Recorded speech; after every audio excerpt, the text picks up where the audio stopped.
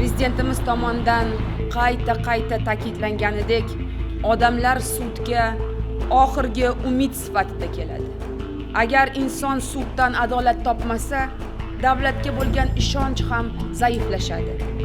Shuning uchun har bir sudya o'z faoliyatiga nafaqat huquqiy, balki katta ma'naviy mas'uliyat sifatida ham qarashi shart. Asosiy maqsadimiz sudlarni yangi O'zbekistonning adolat qo'rg'oni, tom ma'nodagi haqiqat ustuniga aylantirish. Sud ostonasiga qadam qo'ygan har bir inson yangi O'zbekistonda adolat hukm surayotganiga ishonch hosil qilishi kerak. Bu prezidentimiz talabi.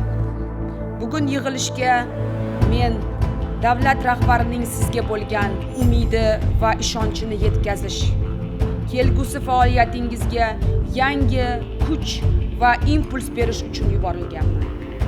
Adolat o'rnating, hurmatli sudyalar.